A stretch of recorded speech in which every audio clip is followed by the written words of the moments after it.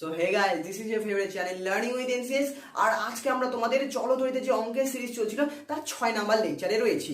আগের দিন আমরা তোমাদের রোধের সমান্তরাল সমবায় থেকে যত ধরনের অঙ্ক হয় সব কিছু করেছিলাম, একদম বেসিক থেকে হাই লেভেলে গিয়েছিলাম, যেগুলো কোশ্চেনের পরীক্ষার ফ্রেম হয় সেই ধরনের অঙ্ক করেছিলাম। আজকে আমরা তোমাদের শ্রেণী সমবায়, রোধের শ্রেণী সমবায় মানে যেগুলো পরপর থাকে, ঠিক আছে, সেই শ্রেণী সমবায় সংক্রান্ত যত ধরনের অঙ্ক হয় সেই অঙ্কগুলি করবো।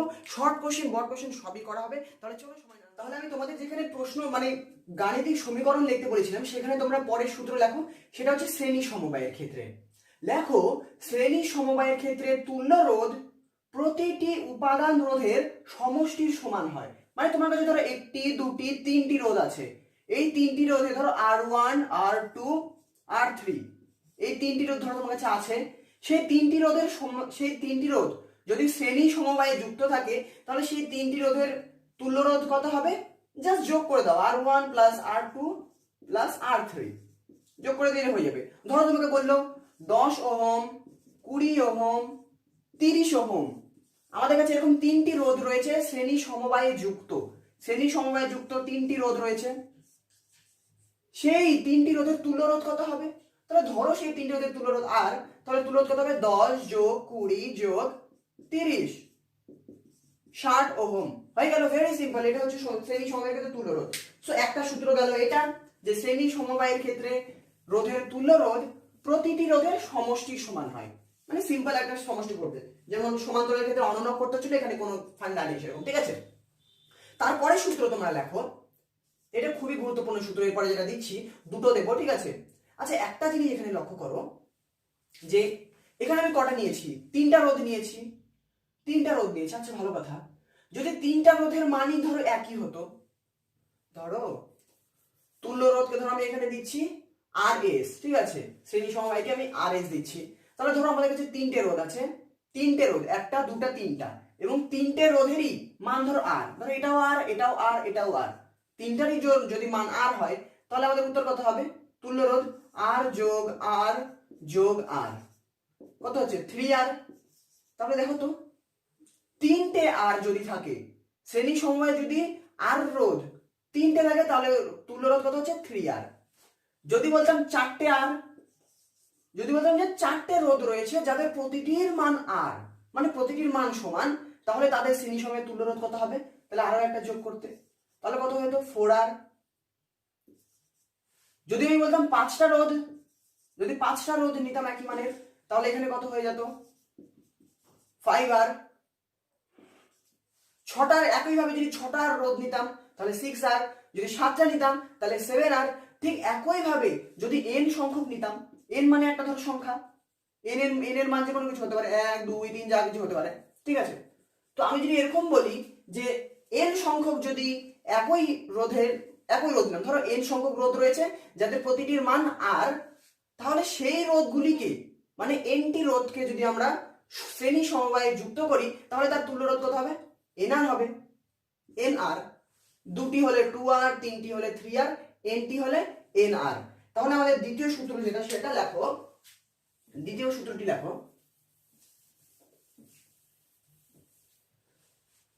দ্বিতীয় সূত্র, এটা 1 নম্বর। দ্বিতীয় সূত্র লেখো যে হচ্ছে R মানের, লেখো R মানের NT, R মানের NT রোধকে, R মানের NT রোধকে শ্রেণী সমবায়ে যুক্ত করলে, R মানের NT রোধকে শ্রেণী সমবায়ে যুক্ত করলে তুল্য রোধ হয়, তুল্য রোধ কত হয়? NR। এটা সূত্র। পরীক্ষা যদি বলে যে ধরো বলে এরকম যে 100 ওহম, ধরো জাস্ট, ঠিক আছে, ধরো 100 ওহম রোধ তোমার কাছে 5টা আছে, না তো ধরো বললো তোমার কাছে 10 ওহম রোধ, 10 ওহম রোধ তোমার কাছে ধরো বললো 999টা আছে, 10 ওহম রোধ 999টা আছে, তাতে যদি শ্রেণী সমবায়ে যুক্ত করে দিই তাহলে তোমার কাছে কতগুলো রোধ হবে? মানে তুল্য রোধ কত হবে? তুমি কি করবে যে 999টা যোগ 10কে কি যোগ করবে? না, একদমই নয়।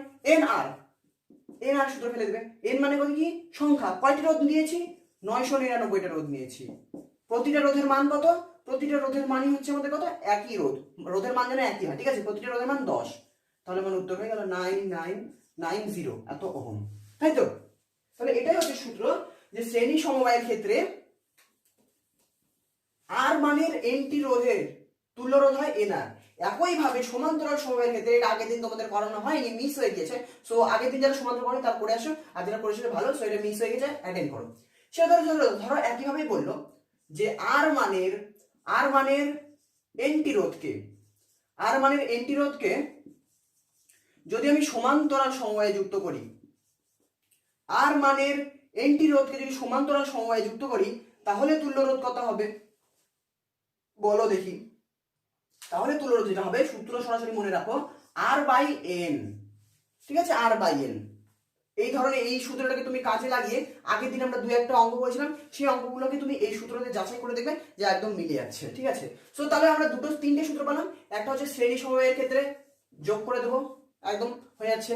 শ্রেণী সমবায়ের ক্ষেত্রে আর মানের এনটি রোধকে যদি আমরা যুক্ত করি শ্রেণী সমবায়ে, তাহলে তার হচ্ছে তুল্য রোধ হয় এনআর। আর আর মানের এনটি সমান্তরাল, কি বলছি, আর মানের এনটি রোধকে সমান্তরাল সমবায়ে যদি যুক্ত করি, তাহলে তাদের তুল্য রোধ হবে কত? আর বাই এন। তাহলে সমান্তরাল সমবায়ের ক্ষেত্রে তুল্য রোধ আর পি সমান সমান আর বাই এন, আর শ্রেণী সমবায়ের ক্ষেত্রে পি ফর যতক্ষণ প্যারালাল হয়, ঠিক আছে, আর এদিকে আর এস। সমান্তরাল শ্রেণী সমবায়ের ক্ষেত্রে সূত্র এটা, আর সমান্তরাল সমবায়ের ক্ষেত্রে এটা সূত্র। কখন? যখন প্রতিটি রোধের মান একই হবে, আর বলে দেবে যে এতগুলো রোধ রয়েছে, তাহলে তোমার তুল্য রোধ কত বলো? 1 নম্বরের অঙ্ক দিবে, ধরো এমসিকিউ দিল, শর্ট কোশ্চেন দিল, বা সরাসরি এই একদম এই বিবৃতিটি অনেক সময় এমসিকিউ বা শর্ট কোশ্চেনে তুলে দেয়, সরাসরি এমসিকিউ তুলে দেয়, এই বিবৃতিতেও সরাসরি তুলে দেয়। জাস্ট তোমাদের দেখতে হবে যে শ্রেণী সমবায় বললে এনআর, সমান্তরাল সমবায় বললে আর বাই এন। এই দুটো মনে রাখবে, এই দুটো থেকে তোমাদের জাস্ট শর্ট কোশ্চেন করবে। তাহলে চলো আমরা এই সূত্রের সাহায্যে মানে শ্রেণী সমবায়ের এবার মূল অঙ্ক করে নিই, ঠিক আছে? আমরা একটাই অঙ্ক করবো, একটা অঙ্ক করলে এনাফ, এখান থেকে আর কোনো অঙ্ক করারই দরকার নেই, একটা করবো জাস্ট হয়ে যাবে।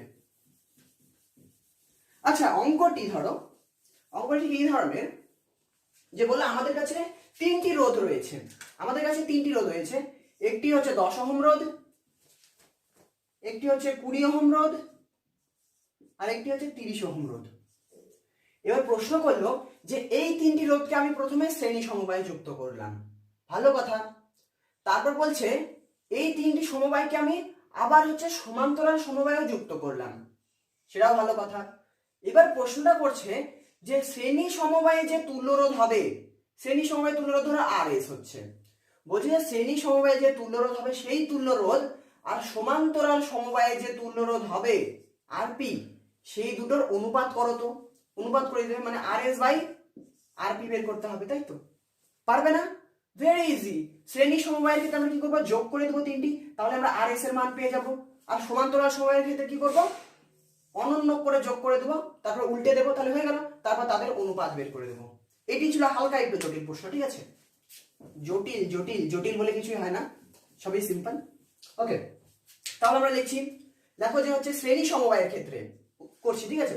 শ্রেণী সমবায়ের ক্ষেত্রে ধরি শ্রেণী সমবায়ের ক্ষেত্রে লেখো, ধরি শ্রেণী সমবায়ের ক্ষেত্রে তুল্য রোধ আরএস এবং সমান্তরাল সমবায়ের ক্ষেত্রে তুল্য রোধ আরপি, ঠিক আছে? তাহলে আরএস সমান সমান কত হবে? শ্রেণী সমবায়ের তুল্য রোধ আমরা বের করে নিই। শ্রেণী সমবায়ের তুল্য রোধ আমরা জানি, জাস্ট যোগ করে দিতে হয়। তাহলে 10 যোগ 20 যোগ 30 হয়ে গেল কত? 60 ওহম। আচ্ছা, আরএস এর মান পেয়ে গেলাম। এবার চলো আরপি মানে সমান্তরাল সমবায়ের তুল্য রোধ। তাহলে সমান্তরাল সমবায়ের তুল্য রোধ যদি আরপি হয়, তাহলে আমরা সমান্তরাল সমবায়ের ক্ষেত্রে আমরা জানি যে তুল্য রোধের অনন্যক আরপি সমান সমান প্রতিটি রোধের অনন্যকের সমষ্টি হয়। তাহলে একটা হচ্ছে 10 ওহম, তাহলে 10 ওহমের অনন্যক করে দাও, যোগ আরেকটা কত? 20 ওহম, 20 ওহমের অনন্যক মানে জাস্ট উল্টে দাও, আরেকটা হচ্ছে 30 ওহম, 1/30।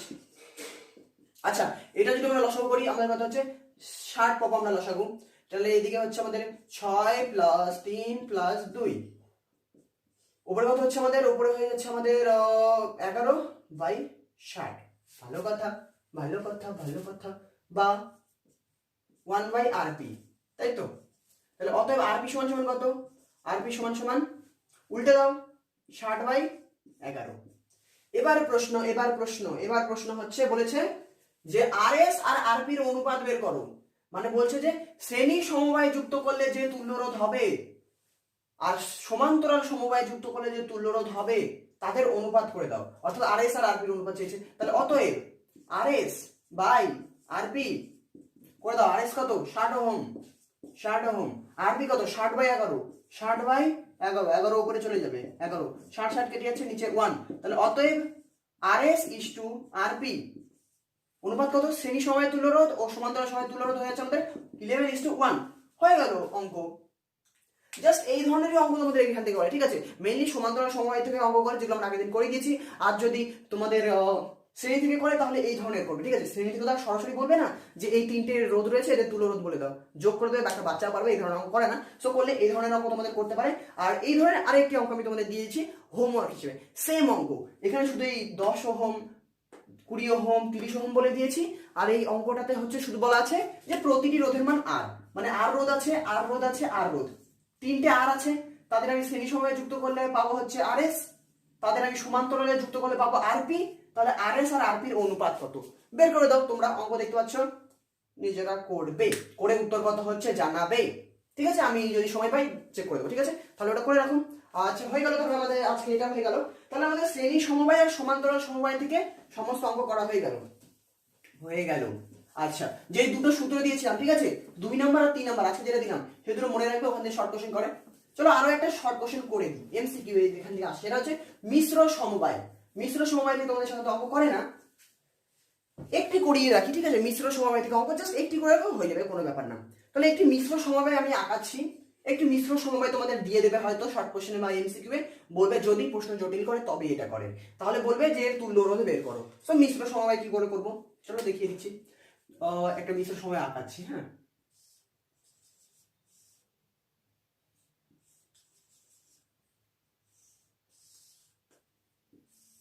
এখানে কটা রোধ রয়েছে? এখানে 3টা রোধ আছে, এই একটা রোধ, এই একটা রোধ, এই একটা রোধ। আচ্ছা, এই দুটো রোধ সমান্তরালে আছে, আর এই রোধটা এই দুটোর সাথে শ্রেণীতে আছে, বুঝতে পারছো? এই যে রোধটা, এটার মান ধরো 2 ওহম, এটার মান 3 ওহম, আর এটার মান ধরো 6 ওহম, ঠিক আছে? তাহলে এবার এখানে জিনিস লক্ষ্য করো যে এই যে এই রোধটা আছে, এই রোধটা কিন্তু এই দুটার সাথে শ্রেণীতে আছে, এইটা আর এইটা শ্রেণীতে আছে। তাহলে এই দুটোকে আমরা যোগ করতে পারবো, কিন্তু তার আগে আমাদের এইটার তুল্য রোধ বের করতে হবে।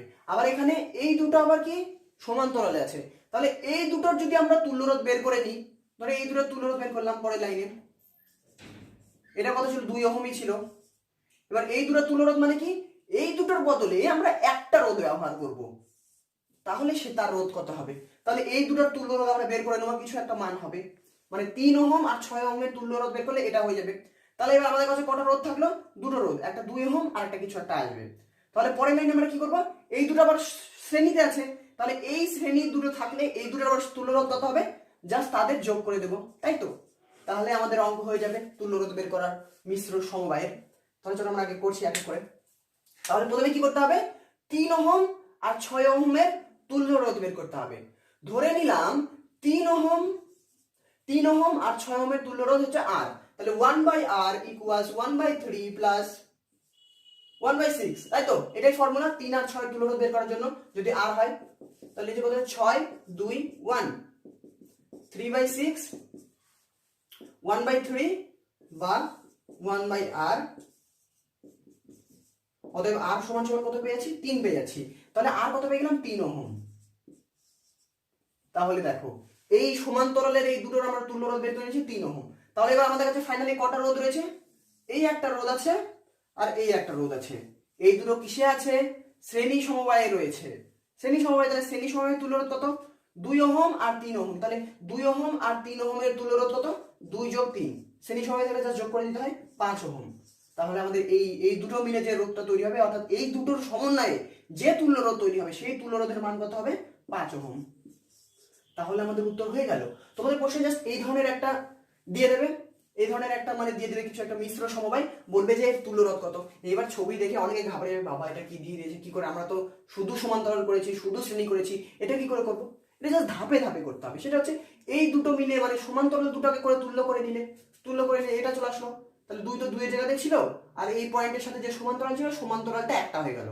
এখানে 3টা দাগ দেবে, হ্যাঁ, এটা একটা জাস্ট নিয়ম যে এটা থেকে এটা আসলো, এটার পর এটা আসলো, এখন পরপর 3টে দাগ দিয়ে দেবে। অনেকে আবার এই ধরনের তীর চিহ্ন দেয়, দেওয়ার দরকার নেই, দিলে হলো। তাহলে জাস্ট সমান্তরাল থেকে করে দিলাম, তারপরে এই শ্রেণী দুটো করে দিলাম, হয়ে গেল। আর এটা একটু একটু হালকা একটু হাই লেভেলে ছিল, এ ধরনের নাও করতে পারে, সাধারণত করবে না তোমাদের মাধ্যমিক সিলেবাসে, তবুও যদি করে একটা দেখে রাখবে, কোনো জটিল নেই, জাস্ট বুঝতে হবে যে টুকরো টুকরো করে করে করে দেবো। সো দেখা হচ্ছে পরের ভিডিওতে, আজকে এই পর্যন্ত ছিল।